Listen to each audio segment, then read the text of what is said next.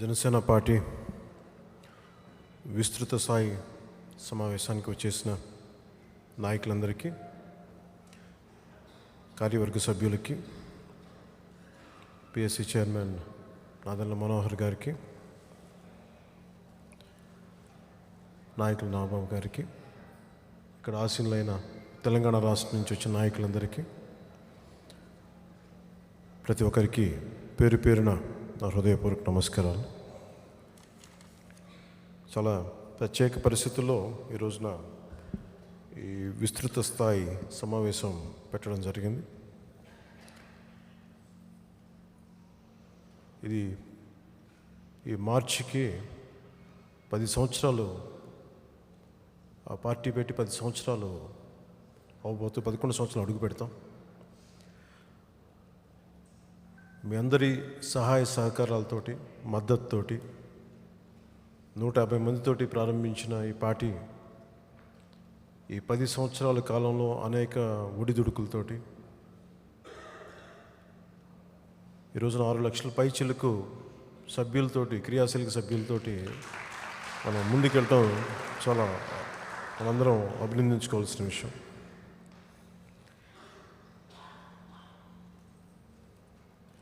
కష్టాల్లో ఉన్నప్పుడే గుండె బలం తెలుస్తున్నది పాటలో విన్నాం.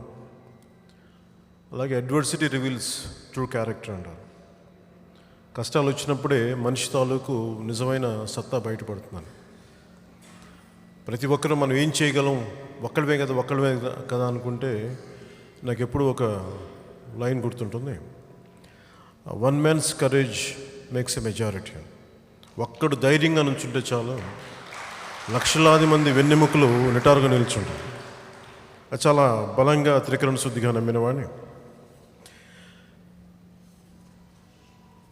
మీకు కీలకంగా మనం ఈ పొత్తుల గురించి, భారతీయ జనతా పార్టీ, తెలుగుదేశంతో పాటు జనసేన ఎలా ముందుకెళ్ళబోతుంది వీటిని చెప్పబోయే ముందు, ఒక దుర్మార్గపు పాలనని కొత్తగా వచ్చిన ఒక 10 సంవత్సరాల బిడ్డైన ఒక పార్టీ ఎలా ఎదుర్కోగలుగుతుంది అని అనటానికి దీని మూలాలు ఏంటి అని ఒకసారి తరిచి చూసుకోవడానికి. ఎందుకంటే మనం మర్చిపోతూ ఉంటాం. మీ అందరూ చాలా అనుభవజ్ఞులు, నాకంటే కూడా. ప్రత్యక్ష ఎన్నికల్లో మీకు ఎక్కువ అనుభవం ఉంది నాకంటే. అనుభవాన్ని నేను ఎప్పుడు తక్కువ అంచనా వేయను. అది పార్టీకి చాలా కీలకమైంది, బలమైంది. 4 దశాబ్దాలు ఉన్న పార్టీ కూడా ఇన్ని ఒడిదుడుకులు పడుతుందో మనం చూస్తూ ఉన్నాం. మరి ఇలాంటి పరిస్థితుల్లో జనసేన ఎందుకు ఇంత బలంగా నిలబడి ఉంది అనటానికి కారణం ఏంటి? ఎక్కడి నుంచి ఈ బలం తీసుకుంటున్నాం మనం? ఒక పార్టీ అధ్యక్షుడిగా ఎక్కడి నుంచి నేను ఈ బలం తీసుకుంటున్నాను అని మీకు తెలియజేసుకోవడానికి ఒక చిన్న మన రాజ్యాంగం గురించి ఎప్పుడు నా దగ్గర ఒక రెడ్ బుక్ ఒకటి ఉంటుంది, చాలా handbook of constitution. I think Shankaran గారిని రాసిన, సుప్రీంకోర్టు లాయర్ రాసిన బుక్ అది. ఆ మొదటి ప్రీఫేస్లో ఒక చిన్నపాటి కథ ఉంటుంది. ఒక అందమైన కోట, ప్యాలెస్ అది. ఆ ప్యాలెస్లో అనేక మంది రాజులు, రాణులు ఉంటారు. వాళ్ళందరూ ప్రజా సమస్యల కోసం చర్చిస్తూ ఉంటారు.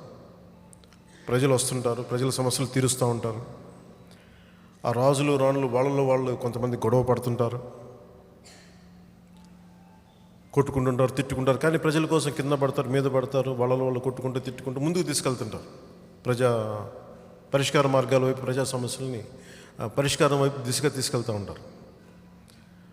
అటు ఇటుగా బాగానే నడుస్తూ ఉంది కొన్ని ఇబ్బందులతోటి. అలాంటి సమయంలో ఒక వ్యక్తి వచ్చి, నేను చాలా గొప్పవాడిని, ఈ ప్రజల్ని ముందుకు నడిపించడానికి నేను చాలా సమర్థుడిని, వీళ్ళెవరూ కాదని చెప్పి అతను మెల్లిమెల్లిగా ఆ కోటలోకి ప్రవేశించి అతను ముందుకు తీసుకెళ్తా ఉంటే అతను ఎదుర్కోవడానికి అక్కడున్న రాజులకి, రాణులకి ఎవరికి భయపడ్డారు.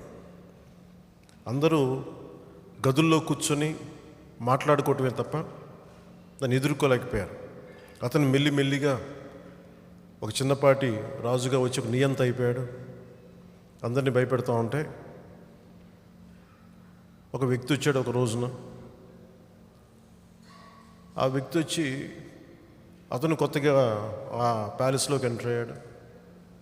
ఎంటర్ అతను మాట్లాడితే, ఎందుకు మీరందరూ ఇట్లా ఉన్నారు, ఇతను నీ చేస్తామంటే మీరు ఎందుకు ఎదురు తిరగరు, ఎందుకు మాట్లాడరు, మీకు కూడా సమాన హక్కులు ఉన్నాయి కదా అంటే, మేము ఎదుర్కోలేకపోతున్నాం అంటే, అలాంటప్పుడు మీరు రూల్ బుక్ మర్చిపోయారా అంటాడు. ఏంటి రూల్ బుక్ అని అడుగుతాడు. అప్పుడు జేబులోంచి ఒక పాకెట్ సైజ్ బుక్ తీసి, ఈ రూల్ బుక్ మర్చిపోయారా అంటే, ఆ రూల్ బుక్ పేరు రాజ్యాంగం అన్నాడు. భారతదేశపు రాజ్యాంగాన్ని మర్చిపోయారా అన్నాడు. సో చాలామంది ఈ మధ్యన డిబేట్ జరుగుతూ ఉంది, ఇండియానా భారత్. ఎంతసేపు మనందరం వీటిలో కొట్టుకు మునిగిపోతూ ఉన్నాం. What is India, what is Bharat. నేను ఏమీ లేకుండానే ఇంత దూరం ఒక పార్టీని నడుపుతున్నాను అంటే ఆ బలం ఎక్కడి నుంచి వస్తుంది అంటే, భారతదేశపు రాజ్యాంగం నుంచి తీసుకుంటున్న బలాన్ని. ఒక 4 సంవత్సరాల క్రితం సైరా మూవీ ఫంక్షన్లో బ్రిటిష్ వాళ్ళకి, ఈస్ట్ ఇండియా కంపెనీకి ఎదుర్కొన్న ఒక యోధుడి కదా, దాని గురించి ఏదో మాట్లాడుతూ భారత్ అనే పేరుండాలి దీనికి అని అన్నది నేను ఏదో ఊహించి నేనేం మాట్లాడలా. పైడిమర్రి వెంకట సుబ్బారావు గారు రాసింది ప్రతిజ్ఞ మనం స్కూల్లో చదువుకున్నప్పుడు వినే ఉంటాం, భారతదేశం నా మాతృభూమి అని. అది ఇంగ్లీష్లోకి వచ్చేటప్పటికి ఇండియా ఇస్ మై కంట్రీ. నాకు చిన్నప్పటి నుంచి కన్ఫ్యూజన్ ఉండేది. తెలుగులోనేమో భారతదేశం అంటాం, ఇంగ్లీష్ ప్రతిజ్ఞ వచ్చేటప్పుడు, ప్లెడ్జ్ వచ్చేటప్పటికి India is my country and all Indians are my brothers and sisters, భారతదేశం నా మాతృభూమి. నాకు అర్థమయ్యేది కాదు. అలాగే క్రికెట్లో ఇంగ్లీష్ పేపర్స్లో India has won the toss, India has won the match అంటారు. తెలుగులో భారతదేశం గెలిచింది, భారతదేశం 5 వికెట్ల తేడాతో గెలిచింది. నాకు ఈ కన్ఫ్యూజన్ అన్నమాట. అంటే ఈ డ్యుయాలిటీ అలవాటు చేశారు రాజకీయ నాయకులు. సో ఈ మూలాల్ని వెతుక్కుంటూ భారత రాజ్యాంగాన్ని నా ఇంట్రెస్ట్ తోటి, నాని పాల్కీవాలా గారి ప్రేరణతోటి, నాగబాబు గారు లా కాలేజ్ చదువుతున్నప్పుడు ఆయనకు వచ్చిన వి ద నేషన్ అనే పుస్తకం నన్ను రాజకీయాల వైపు, రాజ్యాంగం వైపు నెట్టింది. సో దాన్ని స్ఫూర్తిగా తీసుకొని ముందుకెళ్తుంటే నా ఇష్టాన్ని గమనించి నా సన్నిహితులు, నా స్నేహితులు ఒకరు ఢిల్లీలో హ్యాండ్ రిటన్ కాన్స్టిట్యూషన్ని నాకు బహుకరించారు, ఒక కాపీని, ఒక ప్రతిని. సో దాంట్లో అంటే మనందరం, మీరు యాక్టివ్ పాలిటిక్స్, మీరు నాయకులు, చాలా కీలకమైన క్రియాశీలక కార్యవర్గం కాబట్టి మీకు అవగాహన ఉండాలి. ఒకసారి మన రూల్స్ మర్చిపోతాం. ఏదో టీవీల్లో డిబేట్లో పడిపోయి అసలు ఏంటి ఉందనేది ఒకసారి మూలాలు మర్చిపోతుంటాం. కాబట్టి ఆ మూలాలను గుర్తు చేయడానికి ఈ రోజున నాకు బహుకరించిన ఒక హ్యాండ్ రిటన్ రాజ్యాంగ కాన్స్టిట్యూషన్ పుస్తకాన్ని ఈ రోజున మీ ముందు చూపిస్తూ ఉన్నాను. దాంట్లో మొదటి పేజ్లో, పేజ్ 1లో అందులో ఉండేది ఇండియా దట్ ఈజ్ భారత్ అంటుంది. అంటే మనకి 2 పేర్లు. నాకు చిన్నప్పటి నుంచి విసిగి ఏంటంటే, బ్రిటిష్ వాళ్ళకి నోరు తిరక్కో, వాళ్ళు పెట్టుకున్న భౌగోళిక ఆధారాల ప్రకారం ఇండస్ నది అక్కడ ఉందనో, లేదంటే సంస్కృతిక ఏమంటే దాని ఈ ఎటిమాలజీ నుంచి వచ్చిన పదాల నుంచి వాళ్ళు నోరు తిరక్క ఇండియనో, ఇండీస్ అనో, ఇండస్ ఇట్లా మాట్లాడుతూ వాళ్ళు పెట్టుకున్న పేరు, బ్రిటిష్ వాళ్ళు పెట్టుకున్న పేరు, కొలంబస్ ఇండియాని కనిపెట్టడం తెలియక వెళ్ళి అమెరికాని కనిపెట్టి అక్కడ ఉండే నేటివ్ ట్రైబల్స్ని అమెరికన్ ఇండియన్స్ అని, ఎప్పుడు ఇండియన్ కన్ఫ్యూజన్ నాకు. సో మొన్న మధ్యన మోడీ గారు మాట్లాడుతున్నప్పుడు, మోదీ గారు G20 సమ్మిట్కి భారత్ అని పేరు పెట్టినప్పుడు నాకు చాలా బాగా నచ్చింది. దాంట్లో భాగంగా చాలామంది జాతీయ స్థాయిలో ఉన్న చాలామంది ఐడియాలజీని, ఆలోచన విధానం నచ్చిన వాళ్ళందరూ ఎప్పుడు సైరా ఫంక్షన్లో మాట్లాడిందంతా బయటికి తీసుకొచ్చారు. నేనే మర్చిపోయాను. ఇది ఎందుకు నేను ఈరోజు మీకు ఉదహరిస్తున్నానంటే, ప్రతిసారి నేను మాట్లాడుతున్నప్పుడు నేను మతవాదం, ఒకసారి ఏమో నువ్వు సోషలిస్ట్లా మాట్లాడతావు, ఒకసారి నువ్వు కమ్యూనిస్ట్లా మాట్లాడతావు, ఒకసారి నువ్వు సనాతనవాదిలా మాట్లాడతావు అంటే వాళ్ళందరికీ నేను చెప్పే సమాధానం, నేను భారతీయుల్లో మాట్లాడుతున్నాను. ఎక్కడి నుంచి తీసుకుంటున్నాను ఇది? ఈ బలం ఎక్కడి నుంచి తీసుకుంటున్నాను? 389 మంది ప్రతినిధులు, దాంట్లో 15 మంది మహిళలు, అంబేద్కర్ గారి రాజ్యాంగ నిర్మాతగా వ్యవహరించి అలాంటి కృష్ణస్వామి అయ్యర్ లాంటి మా పెద్దలు, బాబు రాజేంద్ర ప్రసాద్ లాంటి పెద్దలు, 389 మంది ప్రతినిధులు కూర్చొని మేధోమథనం చేసి దాదాపు 2 సంవత్సరాల 11 నెలల 17 రోజులు మేధోమథనం చేసిన తర్వాత వచ్చింది ఈ రాజ్యాంగం. సో ఇది ప్రత్యేకించి కొన్ని చిత్రాలు చూపిస్తాను దీంట్లో. సో మీకు అర్థమవుతుంది నేను ఇది ఏ బేసిస్ నుంచి మాట్లాడుతున్నాను. ఎందుకంటే రేపు పొద్దున వైసీపీని కానీ వారి అనుబంధ ఆలోచన విధానాన్ని ఎదుర్కోవడానికి ఇది పనిచేస్తాను ఈరోజు మీకు ఆ ప్రయత్నం. మనది భారతదేశం ఇన్ని భిన్నత్వాల మధ్యలో ఏకత్వం ఉండడానికి కారణం ఏంటి? ఈ దేశపు ధర్మం, సనాతన ధర్మం, అది ఏమో మార్పు అవసరం లేనటువంటిది, ఏ రకంగానూ తప్పు లేనటువంటిది అని ఎప్పుడు సనాతన ధర్మం అనుకోదు. కాలాన్ని బట్టి, అవసరాన్ని బట్టి, పరిస్థితులను బట్టి అది మారుతూ వస్తుంది, తప్పుల్ని సరిదిద్దుకుంటుంది, అలాగే మార్పుల్ని స్వీకరిస్తూ ముందు కదులుతూ ఉంటుంది. అది సనాతన ధర్మం. మూర్ఖంగా కూర్చోబెట్టి ఇది ఎప్పటికీ మారేది కాదు, ఇది నిరంతరం అనుకోదు, తనని తను సరిదిద్దుకుంటూ ముందుకెళ్తుంది సనాతన ధర్మం. ఈ భారతదేశం విభిన్నమైన భాషలు, విభిన్నమైన సంస్కృతులు, ప్రతి 50 కిలోమీటర్లకి యాస భాష మారిపోతూ ఉంటాయి, ఆచార వ్యవహారాలు మారిపోతూ ఉంటాయి.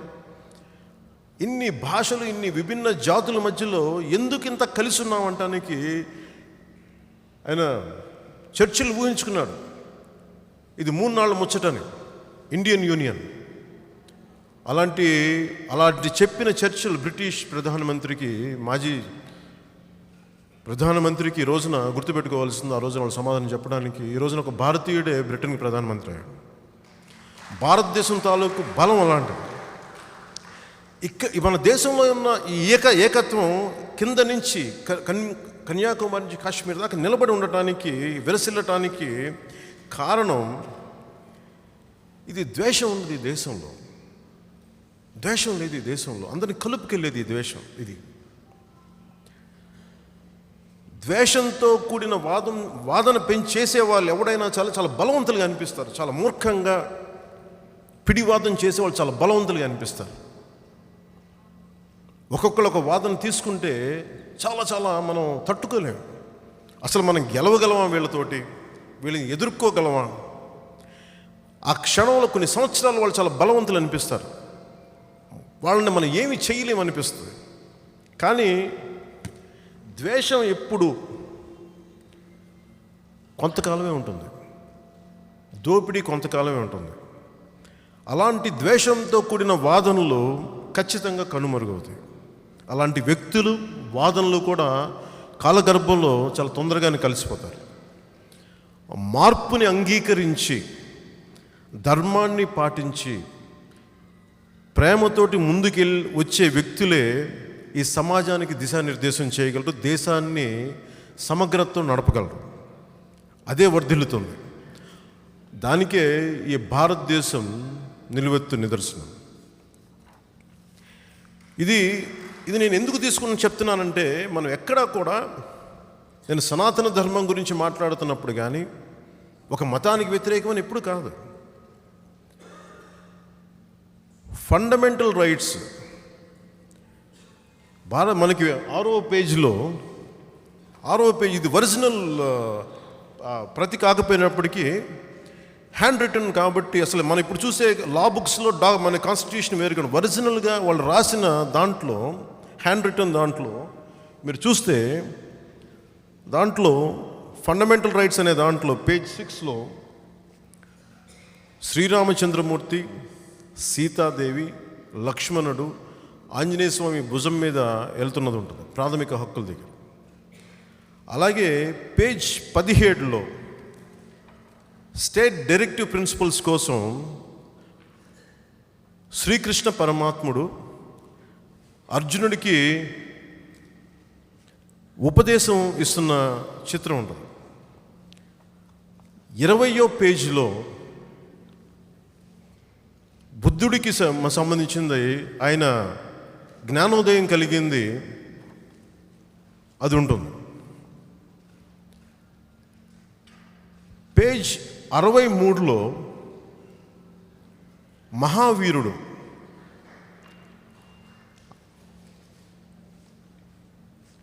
ఆయనకి సంబంధించిన చిత్రం ఉంటుంది. పేజ్ 113లో శివుడు నటరాజుగా ఉన్నప్పుడు ఆయన చిత్రంతో ఉంటుంది. పేజ్ 132లో మొఘల్ చరిత్ర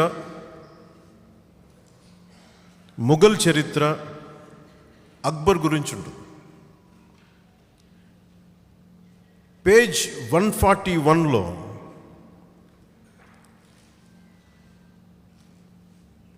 శివాజీ మహారాజ్, గురు గోబింద్ సింగ్ చిత్రాలు ఉంటాయి. పేజ్ నెంబర్ 149లో దండి మార్చ్, పేజ్ 149 దండి మార్చ్ అప్పుడు గాంధీ గారు ఎలా నడిపారో ఆయన చిత్రం ఉంటుంది. పేజ్ 154లో బెంగాల్లో నోహాకల్లో గాంధీ గారి పర్యటన చేసిన సందర్భంగా ఆ చిత్రం ఉంటుంది. పేజ్ 160లో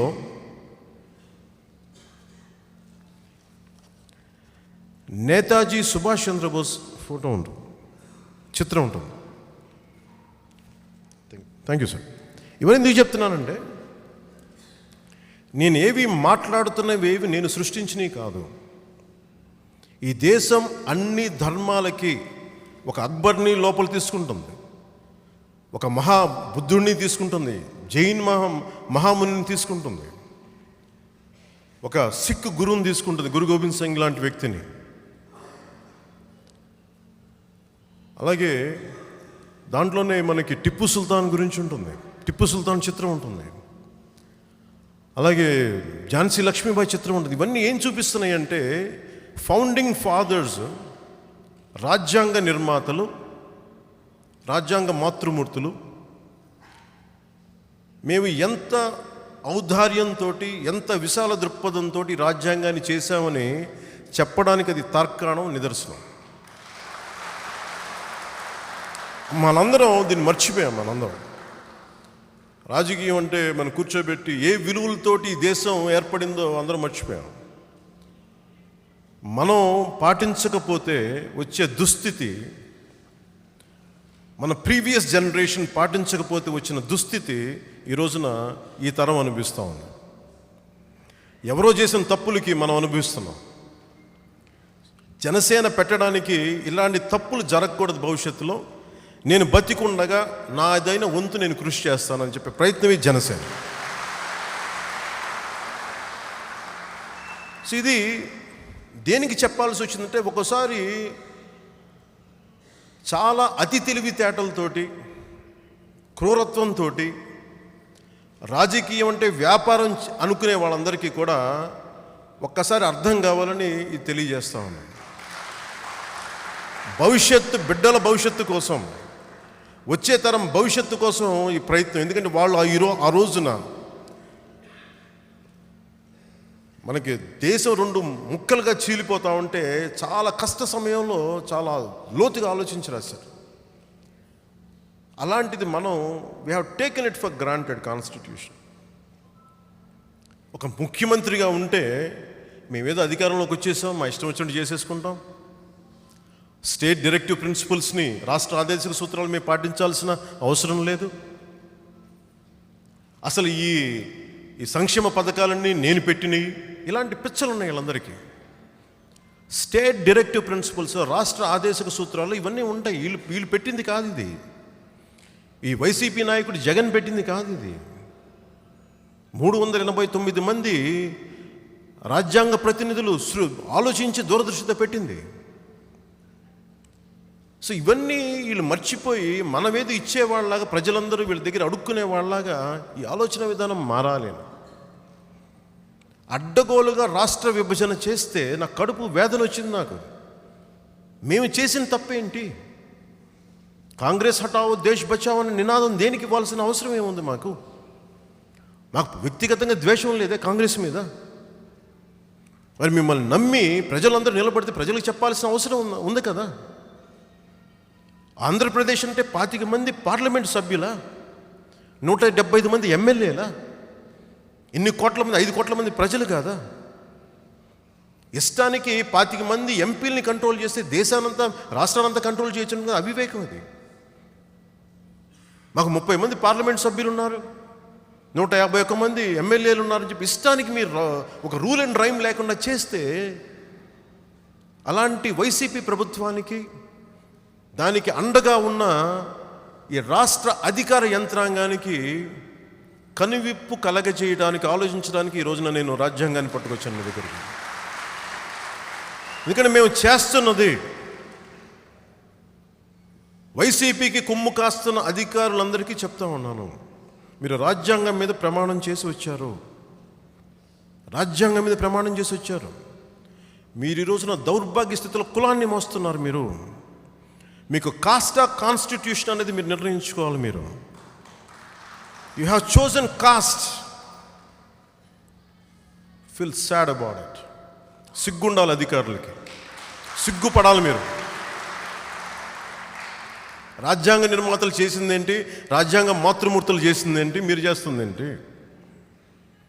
కులాలకి పార్టీలకి కొమ్ము కాయడానికి మీరు అధికారంలో ఉన్నారా? మీరు సగటు మనుషులకి మీకు అండగా ఉండడానికి కాదా? మేము రోడ్డు మీదకి వస్తాం, మా నేల మీదకి వస్తామంటే ఆపుతారండి. ఏం ధైర్యం మీకు? ఏమనుకుంటున్నారు మీరు? దిగొచ్చామనుకుంటున్నారా మీరు? తలకాయలు ఎగరికేయండి. ఇక్కడ దక్షుడు శివుడు ఎలా తీశాడు, వీరభద్రుడు ఎలా ఇసిరి నేలకేసి కొట్టాడు, అలా కొట్టగల మేము గుర్తుపెట్టుకోండి. అహంకారంతో ఎగిరి కొట్టుకుంటే అహంకారం తీసేసి వినమ్రతతో ఉండే తలలు పెట్టగలం, గుర్తుపెట్టుకోండి. ప్రజలు తలుచుకుంటే వీరభద్రులు అవుతారు, మర్చిపోకండి. అది తమాషాలుగా ఉందా ఒక్కొక్కళ్ళకి, అధికారులకి? సరదాగా ఉందా మీకు? ఏమనుకుంటున్నారు మీరు? మీకు ఈరోజు చెప్తున్నాను, నేను 2014లో పార్టీ పెట్టినప్పుడు మీరెవరు లేరు నా పక్కన, నేను ఒక్కడే ఉన్నాను. ఒక 150 మంది నన్ను నమ్మిన వ్యక్తులు ఉన్నారు. మీరు ఎక్కడో మారుమూల ఉండుండొచ్చేమో. నేను ఆ రోజున చనిపోవడానికి సిద్ధంగా వచ్చి పార్టీ పెట్టాను. ఈ రోజున ఒక సత్యాన్ని ఆవిష్కరింపజేస్తాను. ఈ ఆవిష్కరింపజేసే సమయంలో నన్ను చంపేస్తే నాకు ఓకే. కానీ చైతన్యం లేకుండా, పిరికితనంతో, కాంప్లిసెంట్ యాటిట్యూడ్ తోటి నిండిపోయిన ఈ భారత జాతిని, ముఖ్యంగా తెలుగు జాతిని కుదిపి లేపడానికి నేను ఆ రోజున అంత తెగింపు చేయాల్సి వచ్చింది. ఆ పవన్ కళ్యాణ్ ఇంకే బతికే ఉన్నాడు, వాడు ఎప్పుడు రెడీగా ఉంటాడు చావడానికి, గుర్తుపెట్టుకోండి. నా ప్రశాంతత నా చేతగానితనం కాదు. నేను చాలా సంయమనం పాటిస్తాను, అది నా పిరికితనం కాదు. అది నేను నేర్చుకున్నది. ఎందుకంటే నేను ఉన్నది ఇక్కడ సరి చేయడానికి కానీ గొడవలు పెట్టడానికి కాదు. నేను చాలా చాలా ఓపికగా ఉంటాను.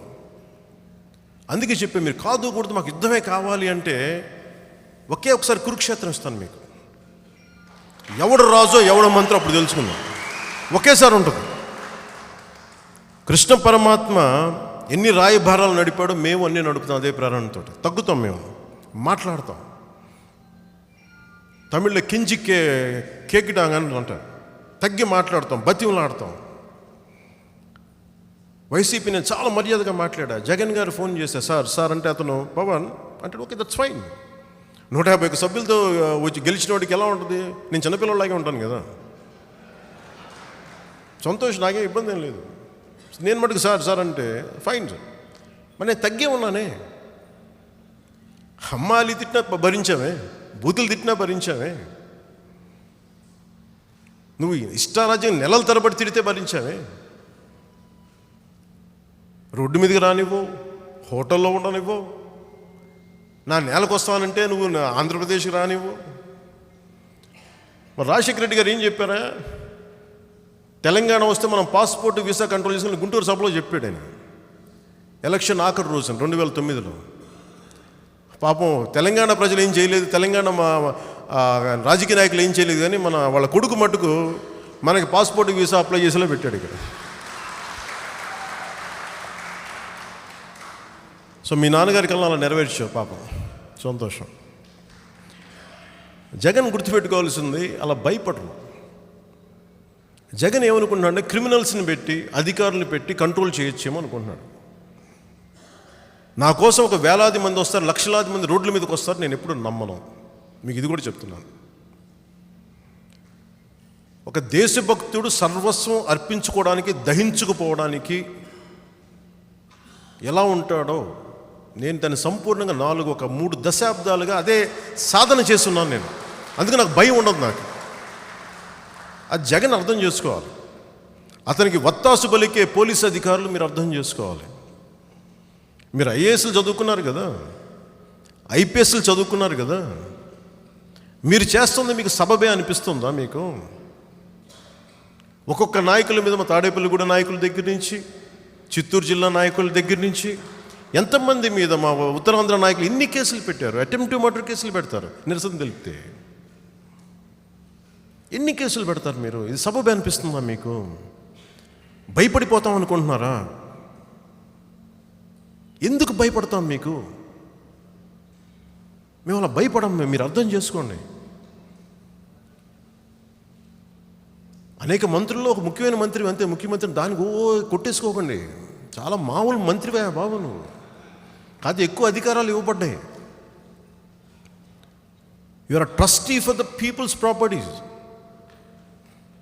నువ్వు ఏముండదు దానికి నువ్వు పర్యవేక్షకుడివి, ఎవరు దోచేయకుండా చూడాలంతే నీ పని. నీ సొంత ఆస్తి అనుకోకిది. ప్రజలకి కోపం వస్తే కొట్టి చంపేస్తారు, మన చేతులు కూడా ఉండదు అది. పాపం నేను సరదాగా చెప్పట్లేదు, ఫిజికల్గా కొట్టి చంపేస్తారు. అది మన చాలా దారుణంగా ఉంటుంది. నేను అనుభవించాను. నేను ప్రజల తాలూకు ఆగ్రహం ఎలా ఉంటుందో, అఫ్కోర్స్ మనపై కాకపోతే ప్రభుత్వం మీద ఆగ్రహం ఎలా ఉంటుంది నేను చూశాను. తెలంగాణ బోర్డర్లో నన్ను ఆపేసినప్పుడు వచ్చి నన్ను కూర్చోబెట్టి నన్ను ముందుకు వెళ్ళనివ్వరు, వెనక్కి వెళ్ళమంటాడు అధికారులు. నేను ఎందుకు వెనక్కి వెళ్ళాలంటాను? మీరు మర్డర్లు చేసి, మీరు దోపిడీలు చేసి నేను ఎందుకు వెనక్కి వెళ్ళాలి అంటే, ప్లీజ్ సార్ అర్థం చేసుకోండి సార్. అధికారులు మీరేం అధికారులయ్యా బాబు అని, మీరేం అధికారులయ్యా బాబు. అమెరికన్ కాన్స్టిట్యూషన్ వాళ్ళ ప్రెసిడెంట్ ట్రంప్ని మగ్షాట్ తీయగలదు, అంత పీనలైజ్ చేయగలదు. అలాంటిది ముఖ్యమంత్రి అయితే కొమ్ములు వచ్చేస్తాయా ఏంటి? మిగతా వాడికి హక్కులు పోతాయా ఏంటి? ఖచ్చితంగా అతను చేసే డ్యూటీకి ప్రాముఖ్యత ఇస్తాం, జాగ్రత్తలు ఇస్తాం, భద్రత ఇస్తాం, కానీ మమ్మల్ని చావుగొట్టమని మీకు ఎక్కడ హక్కులు ఇవ్వలేదే. సరే, ఇవన్నీ భరించాను నేను. ఎక్కి బండ్లు వెళ్ళి కూర్చుంటే ఫైనల్గా వాళ్ళు ఏమంటారు, మీరు వీళ్ళైతే మిమ్మల్ని అరెస్ట్ చేస్తామంటారు. ఎందుకు అరెస్ట్ చేస్తారంట? నేను 87 కిలోమీటర్ల రహదారి అంతా, హైవే అంతా ఆగిపోయింది. దానికి బాధ్యత జగన్ వహించాలి. దానికి ఉత్తి పుణ్యానికి. ఇతను గాడ్ ఫాదర్ సినిమాలో మైకేల్ కార్లియన్, డాన్ కార్లియన్ కొడుకు మైకేల్ కార్లియన్ లాగా అతను ఎక్కడో పిల్లలకి ఏదో మన పూజ ఏదో చేయిస్తూ ఉంటే, నామకరణం చేస్తూ ఉంటే వెనకాల శత్రువులను చంపేస్తూ ఉంటాడు. అతను అలా ఫీల్ అయ్యి ఇతను లండన్కి వెళ్ళి ఒక గాడ్ ఫాదర్లా కూర్చోబెట్టి, ఇక్కడ వీళ్ళని ఇబ్బంది పెట్టండి, అతన్ని జైల్లో పెట్టండి, వీళ్ళని సాగు కొట్టండి అని అతనే చాలా కలగంటున్నాడేమో. ఓడలు బండ్లోది ఎంతసేపు జగన్ పైన ప్యాలెస్లో ఉన్న వాళ్ళని కిందకు వచ్చి రోడ్ల మీదకి లాగడానికి ఎంతసేపు పడద్దు అనుకుంటున్నావు? నువ్వు దిగొచ్చాను అనుకుంటున్నావా? నువ్వెంత, నీ బతుకెంత, నీ స్థాయి ఎంత?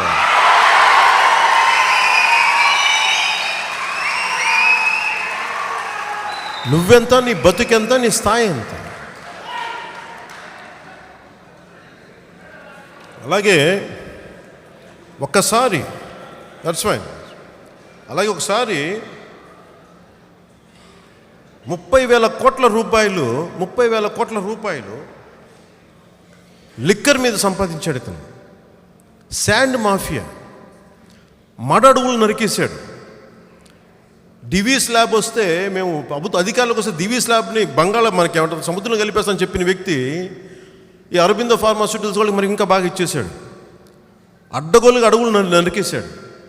హయ్యెస్ట్ వైజాగ్ పొల్యూషన్, దాని మీద ఆడిట్ ఉండదు. గంజా కల్విటీ మనకి సాగు పిచ్చిగా పెరిగిపోయింది. 4.92 లక్షల గంజాయి.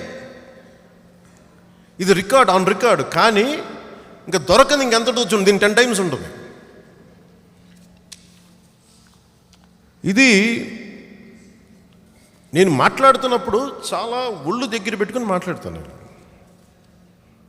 ఈ భారతదేశం తాలూకు ఔన్నత్యం గొప్పతనం ఏంటంటే NDA, though Janasena is in NDA, but certain aspects we can agree only 70%. 30% every issue not necessary we have to agree with BJP. ఇది BJP leaders they themselves said to us. వాళ్ళు మనకే చెప్తారు, మీరు అన్నీ మాతో అగ్రీ చేయగలేదు పవన్ కళ్యాణ్, మనం 70% అగ్రీ చేస్తే చాలు, మనందరం ఒక అలయన్స్ని. ఇది చాలా మనం ఆబ్జెక్టివ్గా చూస్తాను. నేను ఎప్పుడు చాలా ఆబ్జెక్టివ్గా చూస్తాను. నేను షారుఖ్ ఖాన్ గారి కొడుకుని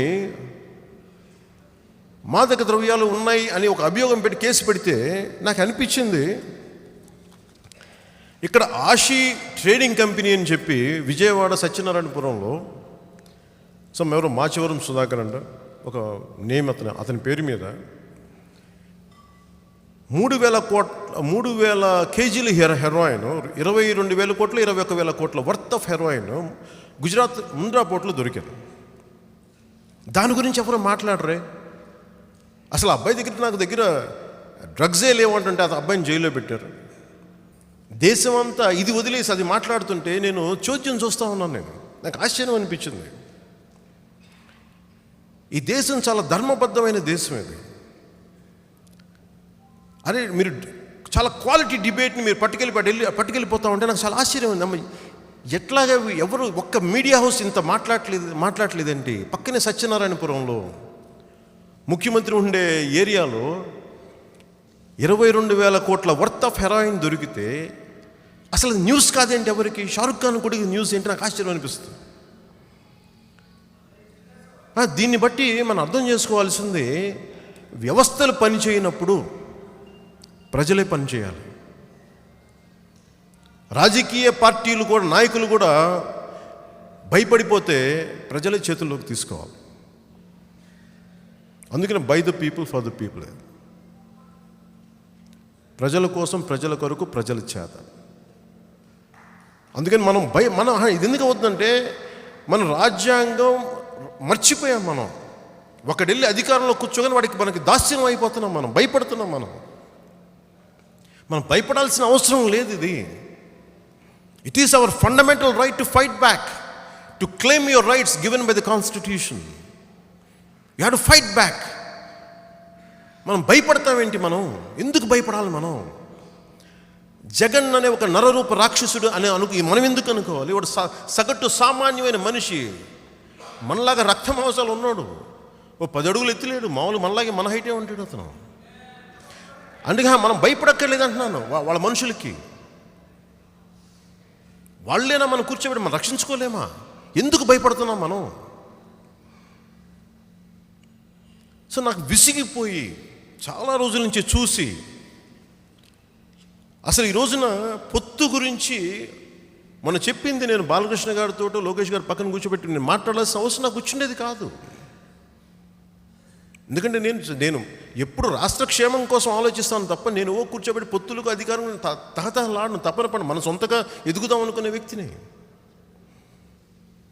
కానీ ఆ నిర్ణయం తీసుకున్నప్పుడు మీరు అందరూ అమితంగా దాన్ని ఆమోదించారు. మీరు ఆమోదించినందుకు మనస్ఫూర్తిగా నేను మీ కృతజ్ఞతలు తెలియజేస్తున్నాను. నేను ఎలా చూస్తానంటే నేను చాలా తటస్థంగా ఉంటాను, మనిషిని చాలా తటస్థంగా ఉంటాను. నేను మరి ఆబ్జెక్టివ్ అప్రోచ్తో చూస్తాను. నా పర్సనల్గా వివక్ష లేకుండా, కోపం లేకుండా కాన్స్టిట్యూషనల్ ఫ్రేమ్వర్క్లను చూస్తానన్నీ. నాకు చంద్రబాబు నాయుడు మీకు చెప్పాను కదా, 2014 కూడా చెప్పాను, ఆయన నాకు బంధువు కాదు, నా స్నేహితుడు కాదు. ఆయన ఏ విధంగానూ నాకు ఆయన కూర్చోబెట్టి నాకు ఆయన అభిమాని కూడా కాదు. నేను ఒక ఉమ్మడి రాష్ట్రానికి 9 సంవత్సరాలు ముఖ్యమంత్రిగా చేసిన వ్యక్తి, లా అండ్ ఆర్డర్ చేసిన వ్యక్తి, అనుభవం ఉన్న వ్యక్తి. దాన్ని ఎప్పుడు నేను కాదన్నా. అలాగే అంతే విభేదించే అంశాలు ఉంటాయి. క్యాపిటల్ 33,000 ఎకరాలు అవసరం లేదు, మీకు 5,000 ఎకరాలతో స్టార్ట్ చేయని చెప్పి నేను చెప్పిన వాడిని విభేదించాను. పెనుమాక, బేతపూడి, ఉండవల్లి ఈ తదితర గ్రామాల్లో ల్యాండ్ ఎక్విజిషన్ యాక్ట్ మీరు పెట్టకూడదంటే ఆయన ఆపేశాడు. ఆయన అంటే ఒక ప్రజాస్వామ్యంలో ఒక మాట మాట్లాడితే మనం ప్రత్యర్థి అయినప్పటికీ కూడా ఆయన ఎంతో కొంత వింటాడు ఆ వ్యక్తి. అందుకు నేను ఆ వ్యక్తిని గౌరవిస్తాను. అంతేగాని నేను కూర్చోబెట్టి నేను చెప్పాను కదా, నేను ఏ రోజైనా సరే ఒక నిర్ణయం తీసుకుని చాలా బాహటంగా ధైర్యంగా చేస్తాను. నేను భయపడిన దానికి 2019లో బీటీఎం అంటే అంత దౌర్భాగ్యం నాకేంటి బాబు, నేను చేస్తే చాలా ఓపెన్గా వస్తాను. అందుకని మన రాజమండ్రిలో చేసి నిజంగా చేయాలని చేస్తాను నేను. బట్ నా కారణాలు కనిపించాలి. నా కారణాలు కనిపించకూడదు, ప్రజలకి కనిపించాలి. Final the objective is the final goal should be benefit of people, not Janasena, not Pawan Kalyan. So నాకు ఇవన్నీ అనిపించి ఇంత పీడిస్తుంటే, ఇంత హింసిస్తూ ఉంటే నాకు ఒకటే అనిపించింది, ఇంకా దీనికి చరమాంకం పలకాలి. చాలాసార్లు ఢిల్లీ వెళ్ళినప్పుడు ఒక విలువైన భారతీయ జనతా పార్టీ మనం ఒక అలయన్స్ పెట్టుకున్నప్పుడు విలువైన సమయం ఉండింది. దాన్ని మేము రకరకాల పరిస్థితుల వల్ల వినియోగించుకోలేకపోయాం. అది భారతీయ జనతా పార్టీ నాయకులకి తెలుసు, మనకి తెలుసు. దాన్ని సద్వినియోగం చేసుకోలేకపోయాం. సద్వినియోగం చేసుకొని ఉంటే ఈ రోజున ఇండిపెండెంట్గా మనం వెళ్ళిపోయాం భారతీయ జనతా పార్టీతో కలిసి. ఈ పార్టీకి జగన్ని ఇలాంటి పిచ్చేషలు లేకుండా నిలువరించేవాడు. ఎక్కడో ఈ పరిస్థితులు ముందుకెళ్ళి ఈ రోజున ఒక మాజీ ముఖ్యమంత్రిని అరెస్ట్ చేసే పరిస్థితులు ఉన్నాయి అంటే ఇది మనం సంతోషపడవలసిన విషయం కాదు. ఇది ఒకరి అంటే ముఖ్యంగా నేను రాసుకున్నానంటే ఏం చెప్పాలి దీని మీద.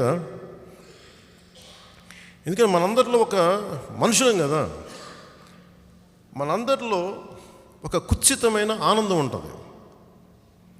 ఒకడు బలహీన పడిపోతా ఉంటే మనకి చాలా ఆనందం ఉంటుంది. నెక్స్ట్ మనం వచ్చేస్తామని, నువ్వు వస్తావని గ్యారంటీ ఎందుకు అనుకుంటున్నావు, మనం వస్తామని. మళ్ళీ ఇంకోసారి జగనే వస్తే ఈ రాష్ట్రం ఎఫోర్డ్ చేయగలరా, ప్రజలు ఎఫోర్డ్ చేయగలరా? అలాగే నేను జగన్ని కూడా చాలా తక్కువ అంచనా వేయను. జగన్ తాలూకు బలం జగన్కు ఉంది, వైసీపీ తాలూకు బలం వైసీపీకి ఉంది. మనకెంత బలం ఉంది? మనకి ప్రజల్లో బలం ఉంది. పవన్ కళ్యాణ్కి ఇండివిజువల్గా చాలా బలం ఉంది. ఏ మూలకెళ్ళినా పవన్ కళ్యాణ్కి జనం వస్తారు, పవన్ కళ్యాణ్కి అండగా నిలబడతారు. కానీ జనసేన పార్టీకి ఎంతమంది అండగా నిలబడాలి అంటే ఒక సమూహాలే కావాలి, నాయకత్వపు సమూహాలు కావాలి. మనం ఇంకా ప్రాసెస్లో ఉన్నాం. We're building a party. ఒక 40 సంవత్సరాలు ఉన్న పార్టీతోటి, అలాగే దశాబ్దాలు అనుభవం ఉన్న వైసీపీ నాయకులతోటి పోరాటం చేయడం చాలా కష్టం. నేను ఇవన్నీ చూసుకుంటూ ఎప్పటికప్పుడు వ్యతిరేక ఓటు చీలకూడదని అనడానికి ఏంటంటే నా ఆబ్జెక్టివ్ 2014లో అంచెలంచెలుగా జనసేనని ఎదగనివ్వాలని కోరిక తప్ప ఒకేసారి సాధ్యం కాదని బేసిక్ సెన్స్ ఉన్నాడు ఎవరికైనా అర్థమవుతుంది ఒక పార్టీని ముందుకు తీసుకెళ్ళటం. టీఆర్ఎస్ 2008-2009లో పార్టీ పెట్టాం. అప్పుడు రాజకీయ ప్రస్థానంలో మనల్ని వచ్చి అడిగిన సందర్భం. కానీ ఈ రోజున వాళ్ళు గవర్నమెంట్ ఫామ్ చేయగలిగారు. ఇక్కడున్న మహేందర్కి, శంకర్ గౌడ్ గారు వీళ్ళందరికీ బాగా తెలుసు, మీకు కూడా తెలుసు. అంటే ఒక పార్టీని నిలబెట్టడం అంత ఈ తేలిక ఇంకా. అంటే అంచెలంచెలుగా ఒకసారి ఆసరా తీసుకోవాలి, ఒకసారి సహకారం ఇవ్వాలి, కొన్నిసార్లు అవసరమైతే ఒంటరిగా వెళ్ళాలి. ఇది ఒక ప్రాసెస్. అలా కాకుండా నాకు లక్షలాది మంది జనం వచ్చేస్తారని చెప్పేసి ఎవరి కాళ్ళు ఇండిపెండెంట్గా మాట్లాడితే ఇబ్బంది అవుతుంది. మీకు రావాల్సింది రాష్ట్ర క్షేమమా లేదంటే మన ఈగోనా మనం అర్థం చేసుకోవాలి. నా first choice Andhra Pradesh people, Telugu people. అంతేగాని నేను కూర్చోబెట్టి నా ఇండివిజువల్ ఈగోకి నేను వెళ్ళను. అలాగే కూర్చోబెట్టి నేను రాజకీయాల్లో చాలా ఒద్దిగ్గా అంటే చాలా గౌరవంగా ఉండాలనుకుంటాను. అందుకనే మేకపాటి గౌతమ్ రెడ్డి గారు ఇండస్ట్రియలిస్ట్ మీద చనిపోతే నాకు పరిచయం కూడా లేదు. నేను వాళ్ళ ఇంటికి వెళ్ళాను. నేను నా సానుభూతిని తెలియజేయడం వారి కుటుంబ సభ్యులకి. అలాగే బాలినేని శ్రీనివాసరెడ్డి గారికి ఒంగోలులో మన వాళ్ళకి ఏదో కేసు ఇదైతే నాకు ఆయన కామన్ ఫ్రెండ్స్ ఎవరో ఉంటే ఆయన చెప్పాను, మీరు కూర్చోబెట్టి మా వాళ్ళ మీద మన రాయపాటి అరుణ్ మీద కేసు పెడతానంటే వెంటనే తీసేయమని చెప్పాను. మీ వాళ్ళు మీకు బూతులు తిట్టారు తీసేయమంటే అతను సౌహృదయం తీసేశాడు. వాళ్ళు వైసీపీ. మరి ఇక్కడ నాకు పార్టీలతో సంబంధం లేదు, వ్యక్తులతోటి మనం గౌరవంగా ఉంటే ఆ గౌరవం ఇచ్చిపుచ్చుకునే వ్యక్తులు వైసీపీలో కూడా ఉన్నారు. దురదృష్టవశాత్తు వాళ్ళ నాయకుడు లేడు, అది ఇబ్బంది. సో అలాగే ఈ రోజున చాలా కీలకంగా నేను ఢిల్లీ కూడా వెళ్ళాల్సి వస్తుంది. ఎన్డీఏ అలయన్స్లో ఉన్నాం కాబట్టి అమిత్ షా గారికి నడ్డా గారికి కూడా తెలియజేయాలి, అది గౌరవప్రదంగా తెలియజేయాలి. రాష్ట్రంలో ఉన్న పరిస్థితులు ఏంటి, ఎందుకు రాజమండ్రిలో అలాంటి డిక్లరేషన్ నేను ఇవ్వాల్సి వచ్చింది, ఏ పరిస్థితులు ఇవ్వాల్సి వచ్చింది, G20 జరుగుతున్న సమయంలో ఈ విధంగా నన్ను ఆప్ చేసి అసలు ఏ డ్యూ ప్రాసెస్ ఏది ఫాలో అవ్వకుండా ఒక వ్యక్తిని జైల్లో పెట్టి, ఇది వైసీపీ మన బీజేపీ నాయకులు చెప్తా ఉన్నారు, కిషన్ రెడ్డి గారు కానీ బండి సంజయ్ గారు కానీ వాళ్ళే చెప్తాను. అంటే అది ఫాల్స్ కేసు అని తెలుస్తూ ఉంది. సో ఈ ప్రాసెస్ అన్నిటిని దృష్టిలో పెట్టుకొని ఇంకెక్కడో చోట ఇంకా జగన్ అనే వ్యక్తికి ఇంక చరమాంకం పలకాలి, ఆంధ్రప్రదేశ్ని జగన్ చెర నుంచి ఇంకా విముక్తి చేయాలని ఒక చాలా బలమైన నిర్ణయంతో ముందు నుంచి చెప్తున్న దాన్ని బట్టి చాలా ప్రత్యేక సమయం పరిస్థితుల్లో ఆ నిర్ణయం తీసుకున్నాం. ఆ నిర్ణయం తీసుకున్న తర్వాత మీరందరూ నా వెనకాలే ఉన్న మన నాయకులందరూ కూడా వెంటనే నాకు మీరు హర్షధ్వాన చప్పట్లతోటి మీరు అంగీకారం తెలుపడానికి నిజంగా చాలా ఆనందాన్ని కలిగించింది. అంటే మీరు ఎంత ఆనందం కలిగించారంటే ప్రజలకి ఎంత ఆనందం కలిగించారంటే ముక్కు ముఖం తెలియని వాళ్ళెవరు జనసేన సపోర్టర్స్ కాదు, టీడీపీ సపోర్టర్స్ కాదు, తటస్థంగా ఉండే పాపులేషన్ ఈ రోజున రాజకీయాలు బాగుండాలని కోరుకునే ఒక ఎన్నికల సరళిని ప్రభావితం చేయగలిగే చాలా బలమైన ఒక 15 to 18% ఆఫ్ ఓట్ బ్యాంకు చాలా చాలా ఆనందించారు ఆ నిర్ణయం వల్ల. అంటే ఫస్ట్ టైం వాళ్ళకి ఒక నింపాది కలిగింది. చాలామంది ముక్కు ముఖం తెలియని వాళ్ళు, నేను ఫ్లైట్లో వెళ్తున్నా, రోడ్ల మీద వెళ్తున్నా, కూర్చోబెట్టి వరుసగా మెసేజ్లు, మేము టీడీపీ అభిమానులం కాదు, మేము స్టేట్ బాగుండాలని కోరుకునే వాళ్ళం, ఆడవాళ్ళు 65 ఏళ్ళు 70 ఏళ్ళు పెద్దలు, అమ్మాయిలు, యువత, వాళ్ళు కూర్చోబెట్టి ఇంత అంటే మీరు స్వార్థానికి వెళ్లకుండా జనసేన మీరు రాష్ట్ర భవిష్యత్తును పెట్టుకొని మీరు ఇది అనౌన్స్ చేసినందుకు చాలా చాలా మనస్ఫూర్తిగా మీకు ధన్యవాదాలు తెలుపుతున్నాం అని చెప్పేసి మనం ప్రజల హృదయాలను గెలుచుకున్నాం, అది మర్చిపోదు మనం. సో అలాగే మన కళ్ళ ముందు మీ అందరూ హైదరాబాద్లో వచ్చిన 2001 విజన్ 2020 అనుకున్నప్పుడు చంద్రబాబు నాయుడు గారు చెప్పినప్పుడు ఆ రోజున రాళ్ళు రప్పలతో ఉండేది మాదాపూర్. ఒక నగర రూపకల్పన చేస్తే ఈరోజు చూస్తే నాకు ఆశ్చర్యంగా ఉంటుంది, నాకు అర్థం కాదు, ఇది నేను పెరిగిన హైదరాబాద్ అని అనిపిస్తుంది, సైబరాబాద్ అని అనిపిస్తుంది. అక్కడ మేము కూర్చోబెట్టి మేము సరదాగా నా స్నేహితులతో మేము అక్కడ కూర్చోబెట్టి మేము ఈ వాకింగ్కి వెళ్ళే ఏరియాలు అవన్నీ, అలాంటి ఏరియాలు అత్యంత అద్భుతమైన కట్టడాలు, విపరీతమైన ఉపాధి అవకాశాలు, ఉద్యోగాలు, వెల్త్ క్రియేషన్ చూస్తూ ఉంటే నేను ఆంధ్రప్రదేశ్ ఎప్పుడు అవుతుంది అట్లా అనుకుంటుంటే, సో నేను కోరుకుంది మనం ఈ రోజున ఆంధ్రప్రదేశ్ కావాల్సింది కౌన్సిల్ ఆఫ్ ఎక్స్పీరియన్స్డ్ పీపుల్ కావాలి. సో దాంట్లో భాగంగానే మనం ప్రధానమంత్రి గారి మద్దతుతోటి, తెలుగుదేశం నాయకులతోటి మనం జనసేన దీన్ని ముందుకు తీసుకెళ్లాలని చాలా బలమైన మనం నిర్ణయం తీసుకున్న దానికి ఆంధ్రప్రదేశ్ ప్రజలు చాలా చాలా చాలా హర్షించారు. దానికి ఇది మనం ఒకటే గుర్తుపెట్టుకుందాం, మన సమకాలికుల్ని కానీ మన ప్రత్యర్థుల్ని కానీ దయచేసి మీరు తక్కువ అంచనా వేయకండి. నేను చాలా చాలా లోతుగా అధ్యయనం చేసి మరీ చెప్తున్నాను. Never undermine someone when they are at the weakest. జైల్లో కూర్చున్నారు కదా అని చెప్పి వాళ్ళని దయచేసి ఎప్పుడు తక్కువ అంచనా వేయద్దు. 2016 ఆ సమయంలో కూడా జగన్ జైల్లోనే ఉన్నాడు, గుర్తుపెట్టుకోండి. వచ్చి ఏకుమేకే రాష్ట్రాన్ని పీడించేస్తూ ఉన్నాడు. ఒక్కొక్క అనుభవం ఎలా మారుస్తో వ్యక్తిని తెలియదు. అందుకని దయచేసి ఎక్కడా కూడా, నేను ఎందుకు ప్రత్యేకించి చెప్తున్నానంటే, తెలుగుదేశం నాయకుల్ని ఎవరిని కూడా మనం ఎవరూ కించపరచొద్దు.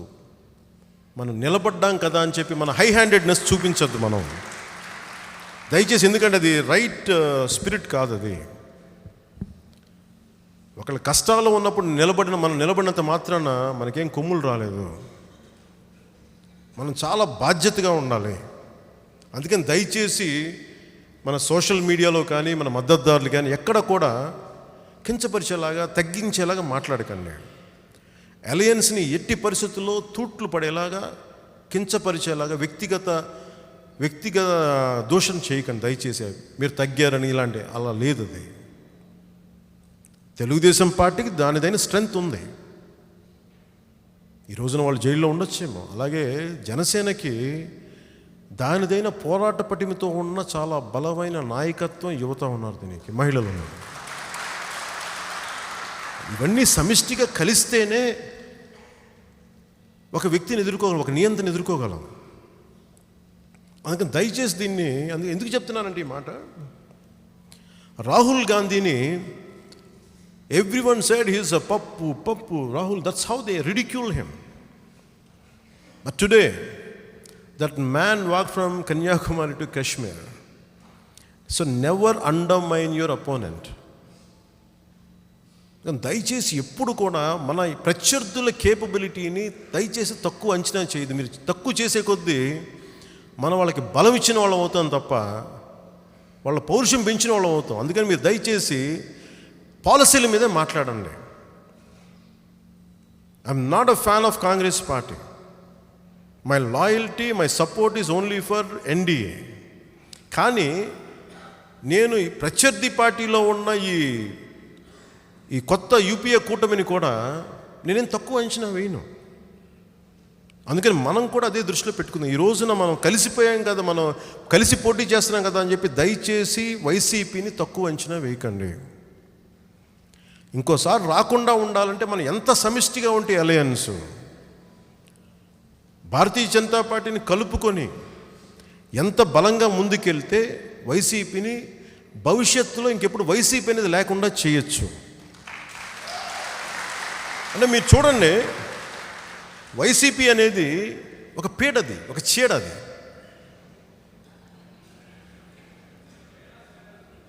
పీడ చీడ ఏదో డిసైడ్ చేసుకున్నాం, రెండు చేసుకుందాం. అని ఇది ఎందుకు చెప్తున్నా అంటే, మనం కలిసికట్టుగా ఉండకపోతే మనందరి బాధ్యత, ఇక్కడున్న చాలామంది ఎమ్మెల్యేలు అయిపోదాం, ఒక బ్లూ బుక్ ఉండాలి, లైట్ ఉండాలి, ఆ కార్లు వెళ్ళాలని ఉట్టి కోరికలు కంటే సరిపోదు. The purpose of your power is to serve people, not to serve your self. మిమ్మల్ని మీకు చప్పట్లు కొట్టించుకోవడానికి, మనకు డబ్బులు సంపాదించుకోవడానికి కాదు, టు సర్వ్ పీపుల్. మీరు కూర్చొని 2020 విజన్ ఈ రోజున చూస్తే అంత అయిపోయింది. అప్పుడు చిన్నపిల్లలుగా ఉన్నవాళ్ళు ఈ రోజున ఈ హైటెక్ సిటీలో ఉద్యోగాలు చేస్తూ ఉన్నారు. 2047 మోడీ గారికి అంటున్న కళ $7 trillion ఎకానమీ. దాంట్లో మనం ఆంధ్రప్రదేశ్ షేర్ ఎంత? షేర్ రావాలి అంటే పొలిటికల్ స్టెబిలిటీ ఉండాలి కదా. ప్రతిదానికి వస్తే నాకు షేర్ అంతా, ఈ కంపెనీ పెడితే నాకు ఎంత వాటేస్తే 40%, బినామీ కంపెనీ మారిషస్కి పంపించు, లేదంటే స్కాట్లాండ్కి పంపించు, ఇలాంటి అడిగితే ఎవడొస్తాడు, ఎవడు రాడు ఆంధ్రప్రదేశ్కి. నేను మీకు ఈరోజు మాటిస్తున్నాను, నేను డబ్బులు, అధికారం నాకు అంతిమ లక్ష్యం కాదు. నేను సినిమాలో సంపాదించుకోగలను, బోల్డ్ అంత పేరుంది నాకు. రాజకీయాలకు రాకుండా నాకు నీరాజనాలు పట్టి జనం ఉన్నారు, పచ్చబొట్లు పెట్టుకున్న అభిమానులు ఉన్నారు, నాకు పొడిపించుకునే అభిమానులు. కాకపోతే నా కృతజ్ఞత, నా loyalty is for my state and for my country, for my nation. మీరు దాన్ని దృష్టిలో పెట్టుకోండి. అందుకనే నాకు ఇంత మాట పడాల్సిన అవసరం లేదు నాకు. సో నేను ఏ నిర్ణయం తీసుకున్న best interest of the people తీసుకుంటాను నేను. సో అలాగే మనం దీన్ని ముందుకు తీసుకెళ్ళేటప్పుడు ఒక్కసారి మనం వైసీపీ ఆలోచన విధానాన్ని చూద్దాం. ఇతని సైకోపాతో క్రిమినల్లో మనం అనుకుంటున్నాను, ఇవన్నీ కాదని చెప్పట్టు. అసలు ఇతని మానసిక స్థితి సరిగ్గా ఉందా లేదా నేను మనస్ఫూర్తిగా చెప్తున్నాను. అది మానసిక స్థితి సరిగ్గా ఉందా లేదా అనేది ఒకసారి మనం నిర్ధారించుకోవాలి. ఎందుకు ఈ మాట అంటున్నానంటే, రోడ్డు మీదకి వెళ్ళేటప్పుడు చెట్లు ఎవడన్నా కొట్టిస్తాడా, పరదాలు ఎవడన్నా కడతాడా, మామూలు సగటు. ఎందుకంటే చంద్రబాబు నాయుడు గారికి హైయెస్ట్ థ్రెట్ జెడ్ కేటగిరీస్, అతను మామూలుగా తిరుగుతూ ఉన్నారు. చాలామంది ఖైదీలు ఉన్న చోట ఆయన అలాంటి జైల్లో పెట్టారు. అది కూడా నాకు సెక్యూరిటీ థ్రెట్. అది ఆయన బాగానే ఉంటే ఇతనికి ఎక్కడి నుంచి థ్రెట్ ఉంది? ఇతనికి ఎందుకు పరదాలు కట్టుకొని తిరుగుతాడు? ఎందుకు ఈ సరదాగా మాట్లాడట్లా, ఎందుకు పరదాలు కట్టుకొని తిరుగుతాడు? అలాగే ఇన్ని violations, constitutional violations. Sen mind, sanity ఉన్నవాడు ఎవడు ఇలాంటి పని చేయడు. చిన్నపాటి పిచ్చుంటేనే ఇలాంటి పనులు చేస్తారు. మీరు చూడండి, జపనీస్ అంబాసిడర్ ఆయన Kenji Hiromatsu on YCP 14 August 2019 ఆయన చెప్పింది, పవర్ పర్చేస్ అగ్రిమెంట్స్ని డిజానర్ చేసినందుకు, our concern as the Japanese government is that if legally binding contracts are not honoured, it would cause significant impairment to the business environment of Andhra Pradesh. Many foreign investors, including Japanese companies, are now watching closely the situation unfolding in AP. ఇది చంద్రబాబు నాయుడు గారు రాసింది కాదు, ఇది పవన్ కళ్యాణ్ రాసింది కాదు, ఇది నరేంద్ర మోడీ గారు చెప్పింది కాదు, అమిత్ షా గారు చెప్పింది కాదు. ఒక జపనీస్ గవర్నమెంట్ను కూడా ఇరిటేట్ చేయగల మహానుభావుడు జగన్. ఇది ఎందుకు చెప్తున్నానంటే, స్టేట్ డైరెక్టివ్ ప్రిన్సిపల్స్, రాష్ట్ర ఆదేశిక సూత్రాల్లో ప్రత్యేకించి చెప్తుంది. దాంట్లో ఒక అంశం ఏముంటుందంటే, భారతదేశం అంతర్జాతీయంగా ఒప్పందాలు కుదుర్చుకున్నప్పుడు దానిని ఆనర్ చేయాల్సిన బాధ్యత రాష్ట్ర ప్రభుత్వాలకు ఉంటుందనేది రాష్ట్ర ఆదేశిక సూత్రాల్లో చాలా కీలకమైంది.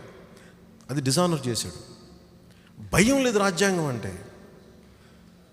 అలాగే ఇంట్లో నుంచి బయటికి రాడు, ఒక ప్రెస్ మీట్ పెట్టడు, పేపర్ ఇస్తే 10 సార్లు చూసి మళ్ళీ నన్ను తిట్టాలనుకున్నా కానీ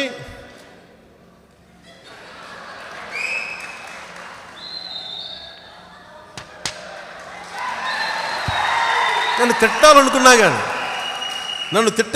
కానీ త్రుడు అండ్ ఇవన్నీ. ఇది అంటే చదివితే కూడా అతనికి దృష్టి లేదు, మానసిక స్థితి సరిగ్గా లేదు అతనికి. ఇవన్నీ చాలా కీలకమైన, మనం సరదాగా మాట్లాడట్లా, చాలా చాలా. అలాగే నేను వింటుంది, అతని బిహేవియర్ ప్యాటర్న్ ఎనీ సైకియాట్రిస్ట్కి చూపిస్తే ఇతని ఖచ్చితంగా ఒక మానసిక అనారోగ్యం అయితే ఉందని చెప్తారు. ఎవరైనా చెప్తారు, చూపించండి అతనికి. మరి ఇలాంటి వాడు భవిష్యత్తులో అసలు నాకు ఒకసారి కేంద్ర ప్రభుత్వాన్ని అడగాలనిపిస్తుంది, అసలు ఇతని మానసిక స్థితిని ఎవాల్యుయేట్ చేయడానికి అసలు టోటల్గా ఒక మెడికల్ టీంని పంపించండి ఢిల్లీ నుంచి, ఎయిమ్స్ నుంచి అనిపిస్తుంది. మనం నవ్వుకుంటున్నాం కానీ ఇది నిజమేది. మనం అర్థం చేసుకోవాలి దాన్ని. సో నాకు ఇలాంటి పరిస్థితుల్లో ఆంధ్రప్రదేశ్ని ఒక మానసిక ఈ అనారోగ్యంతో బాధపడుతున్న వ్యక్తి చేతిలో పెట్టడం రైట్ కాదు. అందుకని చెప్పి ముఖ్యంగా మనకు సంబంధం లేదు, ఆంధ్రప్రదేశ్ ప్రజలకు సంబంధం లేదు. నేను ముఖ్యంగా వైసీపీ వాళ్ళకి చెప్తున్నా, బాబు మీ నాయకుడికి మానసిక స్థితి సరిగ్గా లేదమ్మా, చూసుకోండి. మిమ్మల్ని అందరినీ మీరు అనుకుంటున్నారేమో అతని బలం మానసిక బలం, అది పిచ్చ, అది పిచ్చ అంటారు దాన్ని. ఆ పిచ్చను చూసి నమ్మకం ఏదైనా చేస్తాడు అనుకుంటే మీకు తెలుసు, ఇట్లాగే గడాఫీ ఇలాగే పాపం ఆయనకి సద్దాం హుసేన్ కూడా చేశారు. అందుకని చాలా జాగ్రత్త. వైసీపీ మద్దతుదారులు కూడా నాకు మీ మీద ప్రత్యేకంగా నాకు ద్వేషం లేదు, గుర్తుపెట్టుకోండి. జగన్ని వరంగల్లో తన్ని తరివేశారు. ఎందుకంటే మీ దాష్టికం భరించలేరు, సామాన్య ప్రజలు భరించలేరు. మీరు డబ్బులు చేసుకోండి, అవినీతికి పాల్పడండి, మాకు ఇబ్బంది లేదు. అసలు మమ్మల్ని ఎవరు బతకూడదు అనుకుంటారేంటి? నేను చెప్తా ఉన్నాను కదా మీకు, వీళ్ళు వస్తే రానివ్వరు అని చెప్తే ఎవరు నమ్మేవాళ్ళు కాదు నేను. ఎందుకంటే నేను ప్రత్యక్షంగా వీళ్ళ మానసిక స్థితి నేను తెలుసుకున్నాను, నేను చూసినవాడిని. నేను హైదరాబాద్లో జగన్ గురించి చాలా క్షుణ్ణంగా తెలిసినవాడిని. నేను అతనికి తెలిసిన చాలా సన్నిహితులు నాకు బాగా తెలుసు. క్రూరుడు, విపరీతమైన దురాశ, ఇంకెవరి దగ్గర డబ్బు ఉండకూడదు, తెల్ల చొక్కాలు వేసుకోకూడదు. మీరు దయచేసి అందరూ తెల్ల చొక్కా, నాకు పర్లేదు నిన్న కాదు. ఇవి ఇలాంటి వాడి దగ్గర వాళ్ళందరికీ చాలా కోపాలు వచ్చేస్తాయి. వైసీపీ వాళ్ళకి, మీరు నా మీద మీమ్స్ చేసుకోండి, మీరు నన్ను ట్రోల్ చేసుకోండి, నాకు ఓకే. మీరు ఏదైనా చేసుకున్నప్పుడు నేను ఆంధ్రప్రదేశ్ని సేవ్ చేసుకుంటాను. మీరు ఏదైనా చేసుకోండి. మీరు ఊహించండి, 46 మంది చచ్చిపోయారు కన్స్ట్రక్షన్ వర్కర్స్, భవన నిర్మాణ కార్మికులు. 35 లక్షల మంది 25 విభిన్నమైన వృత్తులు, దానికి రిలేటెడ్ వృత్తుల్లో మనకి వాళ్ళు పాపం కకావికలం అయిపోయారు. ఎవడన్నా సరే ఎంత పిచ్చుండాలి వాళ్ళకి. నేను మద్యపానాన్ని నిషేధిస్తానని చెప్పి మద్యపానం అమ్మటం ఏంటని మనకి ఎవరికి, మన అందరికీ ఆంధ్ర ప్రజలకు పిచ్చొచ్చేసిందా? ఎవరు మాట్లాడరా దీని మీద? కోపాలు రావా అంటే మనందరికి ఉదాసీనత వచ్చేసింది, పిరికితనం, ఉదాసీనత ఆవహించేసింది. నేను అందుకనే వెరీ రెగ్యులేటెడ్ మన పాలసీని మాట్లాడతాను, మనకి లిక్కర్ పాలసీ. సో మనం ఇవన్నీ దృష్టిలో పెట్టుకొని నేను ఏం చెప్తున్నానంటే, it is a high time to kick YCP out of Andhra Pradesh. It's a high time. అందుకని దీన్ని దృష్టిలో పెట్టుకొని నేను ఈ రోజున ప్రతిపాదిస్తుంది, నేను మొన్న ఇచ్చిన ఈ పిలుపుని ఎలా ముందుకు తీసుకెళ్ళాలి అని అనుకున్న దానికి పవర్ షేరింగ్ కానీ, జనసేన 2024 ఎన్నికల్లో చాలా బలమైన స్థానాలతోటి ఆంధ్రప్రదేశ్ అసెంబ్లీలో అడుగు పెడుతుంది.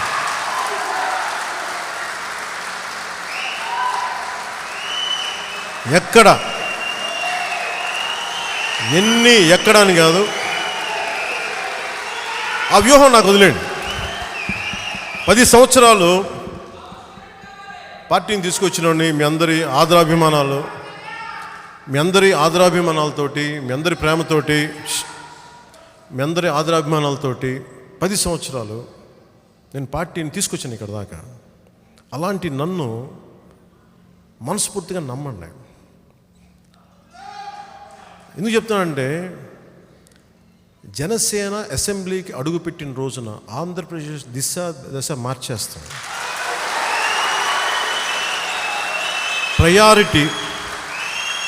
Priority political stability for economic prosperity and investments.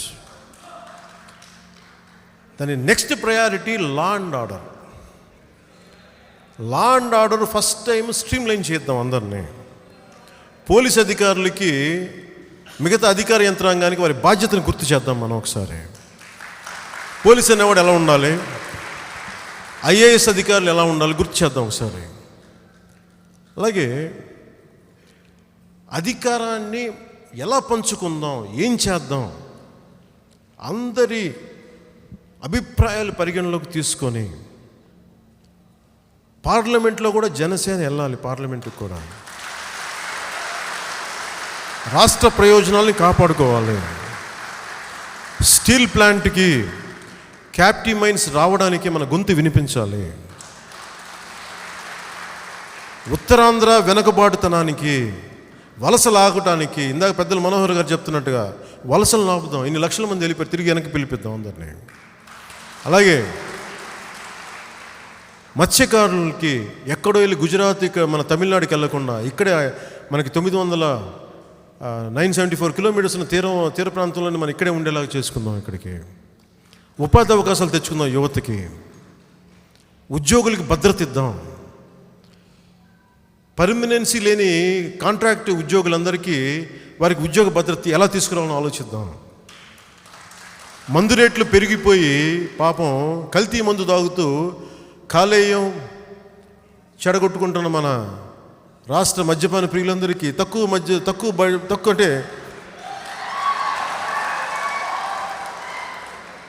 అంటే మద్యం మితంగా తాగమని నా విన్నపం అందరికీ. అంటే మద్యం లేకపోతే రాష్ట్ర ఆదాయ వనరులు లేవు.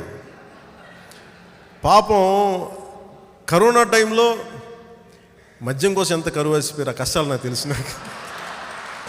అందుకే మన మద్యాన్ని మనం నిషేధించట్లా, అది అలాంటి మాటలు మనం ఇవ్వట్లా. కానీ మద్యాన్ని రెగ్యులేట్ చేసే విధానం కానీ సరికొత్త పాలసీ పట్టుకొద్దాం. కల్తీ మందుతోటి కాలేయాలు చెడగొట్టి పిల్లల్ని అనామకులను చేసి అనారోగ్యాలు చెడగొట్టి ఇలాంటి కాకుండా ఒక భద్రత తీసుకొద్దాం. తెలుగుదేశంతో అధికారాన్ని ఎలా పంచుకుందాం, అది ముఖ్యమంత్రి స్థానమా ఇంకో స్థానమా ఎట్లా చేద్దాం, ఇవన్నీ ఇప్పుడు మాట్లాడలే. ఆ సమయం సందర్భం వచ్చినప్పుడు ముందు గెలవాలి కదా, వైసీపీ ఓడిపోవాలి కదా. వైసీపీ ఓడిపోయిన తర్వాత కదా మనం ఏం చేద్దాం అనేది ఆలోచించాలి. అలా కాకుండా అసలు ముందే మనం, మీకు చిన్నప్పుడు చదువుంటారు కదా, మనకి పాపం ఒక అతను ఏదో పేరు గుర్తులేదు కానీ ఏదో ఒక పేరు ఉంటుంది, ఆయనను పురోహితులను పేలాల కథ పిండి కథను ఉంటుంది. పాపం దొరక ఆకలితోటి యాచనకి వెళ్తే ఒక పేలాల పిండి ఎవరు ఇచ్చేసాను, పేలాల పిండి అది మూట కట్టుకొని ఇంటి ముందు పెట్టుకొని కాలు మీద కాలు వేసుకొని నాలాగే మొన్న అక్కడ తెలంగాణ బోర్డర్లో నేను కాలు మీద కాలు వేసి కింద పడుకున్నట్టు అలా కూర్చొని ఒకరోజు ఇది చేస్తాం. రేపు పొద్దున్నతో దీన్ని కొంచెం సగం నేను పెట్టుకొని సగం మార్కెట్లో అమ్ముతా, సగం మార్కెట్లో అమ్మి దీంతో వచ్చేది ఇంకొన్ని కూరగాయలు కొనుక్కుంటా. ఆ మిగిలిపోయిన గింజలతోటి కూరగాయల జల్లు ఇది మన విత్తనాలు వేస్తే మొక్కలు వస్తాయి, వంకాయలు వస్తాయి, వాటితో ఇంకొంచెం మార్కెట్ కొంచెం పెట్టుకుని సంతలో వెళ్ళి అమ్ముకుంటాం. అలా కొద్ది దాంతో వచ్చిన డబ్బుతోటి ఒక చిన్న ఆవును దీన్ని కొనుక్కుంటాం. దాంతోటికి పిల్లలు పుడతాయి, ఒక 5-6 ఆవులు అయిపోతాయి. 5-6 ఆవులు అయిపోయినప్పుడు నాకు ఒక చిన్నపాటి ఇల్లు కొనుక్కుంటా. ఇల్లు కొనుక్కుంటే ఇల్లాలు లేదు, అప్పుడు ఏం చేయాలి అని చెప్పి ఒక ఇల్లాలను చూసుకుంటాను, పెళ్లి చేసుకుంటాను. సో పెళ్లి చేసుకుంటానని చెప్పి ఒక పెళ్ళి అవుద్ది, నాకు పెళ్ళి అవుద్ది. పెళ్ళి అయిన తర్వాత నాకు బిడ్డ పుడతాడు. ఆ బిడ్డ పుట్టి పాప ఒకరోజు నేను ఇంటికి వచ్చేటప్పటికి ఆ బిడ్డ రోడ్డు మీద తిరుగుతూ ఉంటే నాకు కోపం వస్తే, నా భార్య బిడ్డను అలా వదిలేసేవేంటని చెప్పేసి ఎగిరి భార్య మీద కోపం ఇసిరి కాలుతో ఒక్కటి కొడతాను. భార్య నడు మీద కొడతానంటే అది వెళ్ళి ఆఖరికి ఆ పగటి కళ్ళు కన్నా పేలాల పిండి కట్టుకుని దానికి పడి మొత్తం గల్లంతైంది. ఇది ఎందుకు చెప్తున్నానంటే పగటి కళలకు అనర్థం. మనం ఫస్ట్ ముందుగానే పురోహితుడు పేలాల పిండి కథలాగా ఏమి అవ్వకుండానే ముఖ్యమంత్రి ఎవరు మాట మీద ఇవన్నీ చెప్పకండి. ఫస్ట్ జగన్ అనే వ్యక్తి కూడా ఉండకూడదు. ఆంధ్రప్రదేశ్ని తరిమేయాలి జగన్ని ఫస్ట్. అది అయిన తర్వాత అప్పుడు రాజు ఎవరు, అప్పుడు మంత్రి ఎవరు, అప్పుడు రాజు ఎవరు, అప్పుడు మంత్రి ఎవరు, అప్పుడు పెడదాం. కూర్చోమ్మా కూర్చో. అప్పుడు రాజు ఎవరు, అప్పుడు మంత్రి ఎవరు, అప్పుడు ఆలోచిద్దాం. ఇవన్నీ పక్కన బయట తీసుకెళ్ళండి. అప్పుడు రాజు ఎవరో, అప్పుడు మంత్రి ఎవరో, అప్పుడు ఆలోచిద్దాం. ఇవన్నీ కూర్చోబెట్టి ఆ రోజున మనం ఆలోచిద్దాం. ఈ లోపల మటుకు మనం చాలా ప్రాక్టికల్గా కూర్చొని ఏమేం చెయ్యాలి, ఎలాంటి తీయాలి, ఇవన్నీ కూర్చోబెట్టి అప్పుడు మనం ఒక సరైన నిర్ణయం తీసుకొని దీనిని మనం ముందుకు తీసుకెళ్దాం. అలా కాకుండా ఈ లోపలే మనం పదవులు ఏంటి ఇవన్నీ దయచేసి దీనిని డీవియేట్ చేయకండి ఎవరు. అలాగే మనోహర్ గారి అధ్యక్షతన ఈ అలయన్స్ని సమన్వయపరిచే కమిటీకి అధ్యక్షుడిగా సమన్వయపరిచే కమిటీకి మనోహర్ గారిని పెడతా ఉన్నాం. అలాగే కేంద్రంలో ఢిల్లీలో బీజేపీ నాయకులతోటి, రాష్ట్రంలో ఉన్న తెలుగుదేశం నాయకులతోటి ఈ సమన్వయపరిచే ఈ కమిటీని అనుభవజ్ఞులు, ఉమ్మడి ఆంధ్రప్రదేశ్ రాష్ట్రాన్ని శాసనసభని చాలా సమర్థవంతంగా నడిపిన అనుభవం, ఆ పరిజ్ఞానం ఇవన్నీ దీనికి పనిచేస్తాయి. అలాంటి మనోహర్ గారి అధ్యక్షతన ఈ సమన్వయపరిచే కమిటీ ఉండాలి. దాంట్లో ఎలాంటి కమిటీలు, ఎలాంటి వ్యక్తులు ఉండాలి, ఎలా అంటే ఏ విధంగా మనం ముందుకు తీసుకెళ్ళాలి ఈ కోఆర్డినేషన్ కమిటీని, ఈ సమన్వయపరచడం ఎట్లా, కలెక్టివ్ డిజిటల్ క్యాంపెయిన్స్ ఎట్లా. ఎందుకంటే మనం ఖచ్చితంగా దీనిని మనం ఎన్డీఏ నుంచి మనం బయటికి లేము. ఎన్డీఏలో we are in NDA. Let me make sure we are with BJP, we are with honourable prime minister Narendra Modiji. Janasena is a part of NDA. We are not coming out of NDA, we are very much part of NDA. దయచేసి దీన్ని చాలా బలంగా చెప్పండి. అలాగే దీన్ని ఎక్కడా కూడా దీన్ని ఎలా ముందుకు తీసుకెళ్ళాలి, సమస్యలు కొన్ని ఉంటాయి. దీన్ని ఎలా ముందుకు ప్రజలు రెడీగా ఉన్నారు. అందుకని నాయకులు దీంట్లో ఏమాత్రం వ్యక్తిగతంగా మీరు ఇగోలకి గబుక్కుని చిన్న చిన్న మాటలు ఉంటాయి. అదొక 40 సంవత్సరాలు అనుభవం ఉన్న పార్టీ అది. సో ప్రత్యేకమైన పరిస్థితులు కాబట్టి ఒక మాట అప్పుడు అటు ఇటున దీనికి నొచ్చుకోకుండా, ఇప్పుడు బాలకృష్ణ గారును లోకేష్ గారు నా పక్కన నుంచోగానే మనం పెరిగిపోయే వాళ్ళు అట్లాంటి మాటలు వాళ్ళకి కూడా బాధ కలిగిస్తాయి కదా. అలా అనుకుంటే వాళ్ళ మద్దతుదారులు కూడా బాధ కలిగిస్తాయి. అలా కాకుండా అసలు వాటి దృష్టికి తీసుకెళ్ళకండి. ఎవరు ఎక్కువ కాదు, ఎవరు తక్కువ కాదు. ఎవరు మోర్ బలంగా దీన్ని కలిసి రాష్ట్ర ప్రయోజనాలు ఎలా కాపాడుకుందాం మీదే ఆలోచిద్దాం. మీరు దాన్ని దృష్టిలో పెట్టుకోండి. మీరు దాన్ని, నా కోరిక అంతా ఏం లేదు. 10 సంవత్సరాలు మీరు అండగా ఉన్నారు. ఇంకొంతమంది 2009 నుంచి ఎదురు చూస్తూ ఉన్నారు. అది 2024లో సాధిద్దాం. అదే నమ్మండి.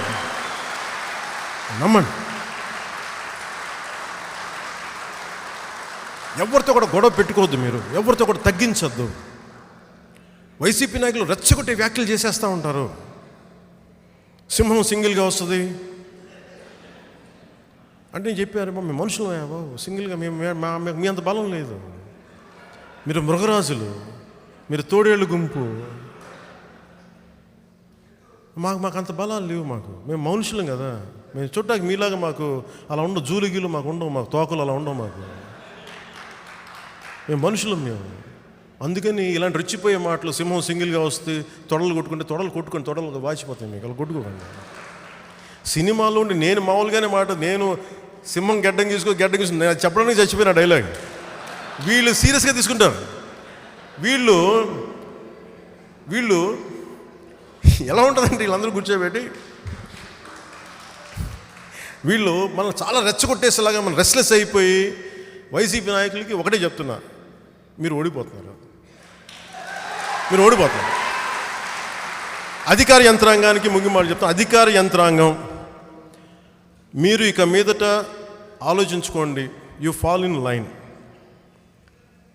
6 నెలల్లో మా ప్రభుత్వం వస్తుంది. మీ వైసీపీ పోతుంది. మీరు దీనిని అర్థం చేసుకొని ఐఏఎస్ కానీ ఐపీఎస్ అధికారులు కానీ మంచి వాళ్ళు చాలామంది ఉన్నారు. అడ్డగోలుగా కొమ్ము కాసిన వాళ్ళకి నా విన్నపం, మీరు కనుక ఇలాగే రెచ్చగొడితే మీ భవిష్యత్తు బాగోదని చాలా వినమ్రతతోటి నేను మీకు తెలియజేసుకుంటా ఉన్నాం. ఎందుకంటే మేము విసిగిపోయాం. మేము మీకు గొడవే కావాలనుకుంటే మేము ఏం చేయలేము దానికి. మీరు నన్ను చూశారు, ఏ స్థాయికి నేను గొడవ పెట్టుకోగలను. అందుకని మీరు దీన్ని దృష్టిలో పెట్టుకొని అధికార యంత్రాంగం కూడా రాబోతున్న ఈ కొత్త జనసేన, తెలుగుదేశం, బీజేపీ ఆశీస్సులతో ఉన్న ఈ ప్రభుత్వానికి సంపూర్ణ మద్దతు ఇస్తారని తెలియజేసుకుంటూ,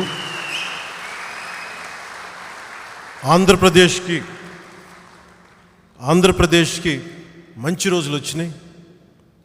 చాలా బలమైన భవిష్యత్తు ఇవ్వబోతున్నాం. అందుకే నిన్న మన బ్రిటిష్ హై కమిషనర్ కూడా ఇంటికి వచ్చి చెప్తా ఉంటే వారికి ఇదే తెలియజేశాను. Things are going to change. Very soon you're going to see a very stable government in AP, very progressive government, where we will address unemployment, where we will attract a lot of investments, and growth of Andhra Pradesh is very, very essential for the betterment of Telangana. 3,000 మంది తెలంగాణ యువత బలిదానాల మీద తెలంగాణ వచ్చింది. ఆంధ్రప్రదేశ్ అభివృద్ధి తెలంగాణ యువతకి చాలా చాలా అవసరం.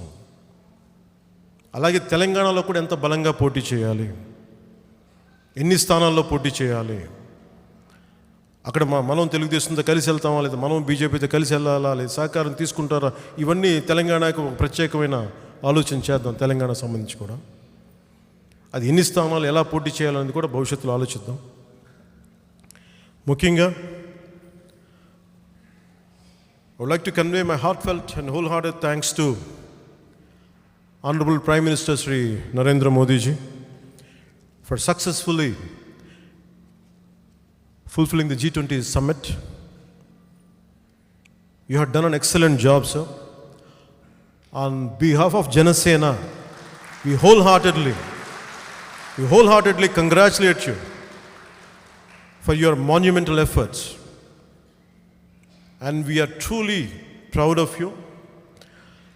As I have committed, as Janasena has committed in New Delhi, last time in NDA meeting, I would like to see, and we would like to see, I'm reiterating what I have said there.